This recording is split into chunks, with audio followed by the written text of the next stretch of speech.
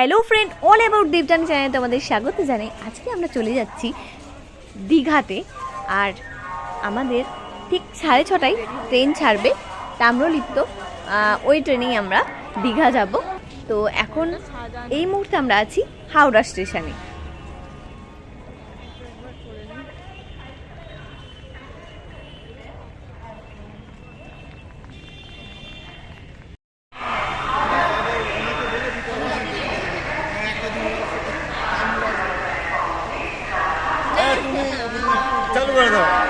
সকালে 6:42 train late.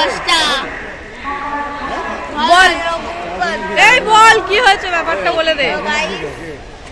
আজকে 6:45 দেখছো কাটা তুমি ওটা। তো গাইস, আমাদের 6:45 ট্রেন ছিল হাওড়া দিয়ে। সো আমাদের ট্রেন এখন লেট আছে সেই 10টা দিয়ে। আমার খুব ঘুম পাচ্ছে, আমি ঘুমাবো। আমরা তো সকাল 3:40 উঠেছি। কালকে আবার বিয়ে বাড়ি ছিল। কালকে আবার বিয়ে বাড়ি ছিল, দেখুন কাজল বিয়ে বাড়ি থেকে এসছি কটাই বল? 11টা বেজে গেছে। এসে আবার অনেক কাজ করেছি, আমিও কাজ করেছি, ঘর গুছিয়েছি। তাও বল আন্টি কাজ করেছে সেটা বল। অনেক কাজ, আন্টি ফুল গুছিয়েছে, ব্যাগ গুছিয়েছে, কত লাগেজ গুছিয়েছে, একে এই পুঁটি মাছটাকে রেডি করেছে।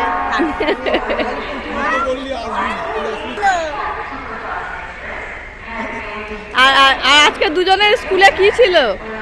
আজকে আমাদের দুজনের স্কুলে মানে স্পোর্টস এর ফাইনাল ডে ছিল, আর আমরা নেই।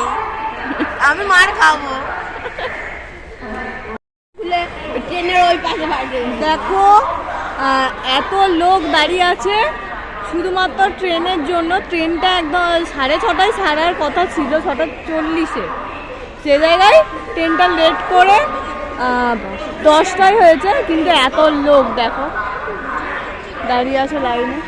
এটা দেখে লাগছে স্কুলের পিটি লাইন, যখন গাধার বাচ্চাদেরকে দাঁড় করায়। আমাদের ট্রেন চলে এসছে, তাম্রলিপ্ত দীঘা যাওয়ার ট্রেন।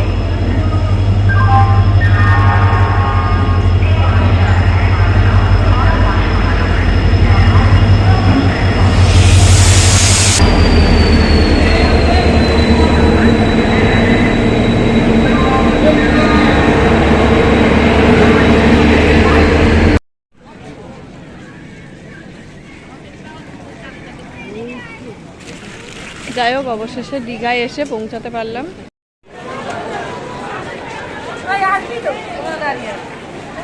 মানে হাত পা চলে না।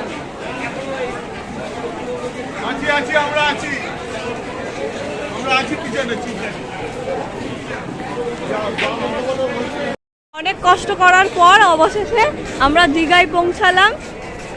আর যারা এখন হাওড়ায় যাবে তাদের 2:30টার ট্রেন, তারা সবাই ট্রেনে উঠে পড়েছে।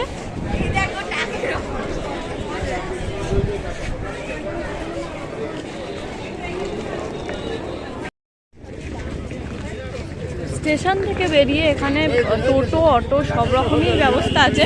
তোমরা একটু দাম দর করে নেবে, নিয়ে তারপর এই টোটো বা অটোতে করে যে যার হোটেলে পৌঁছে যাবে।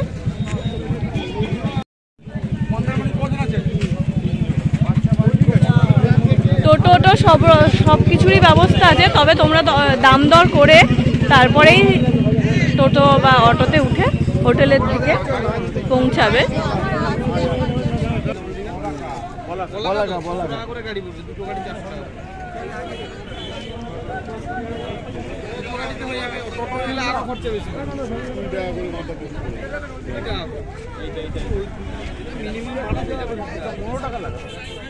দুটো গাড়িতে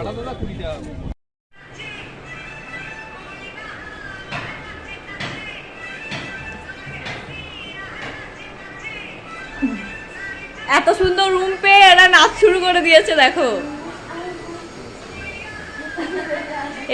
এই বেডে অন্তত 4 জন শুতে পারবে। এইটার একটা স্পেশাল জিনিস, এখান থেকে স্লিপ করা যাবে।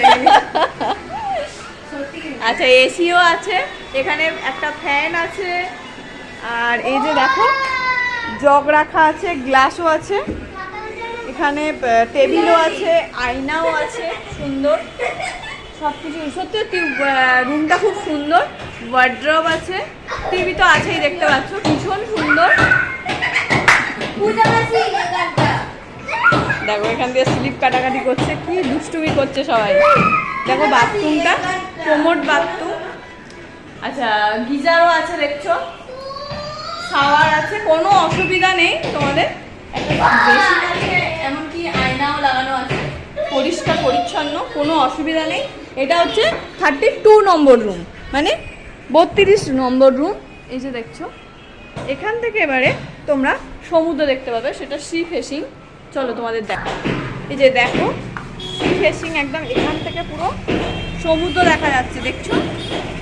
এই যে রোড ফেসিং এবং সি ফেসিং।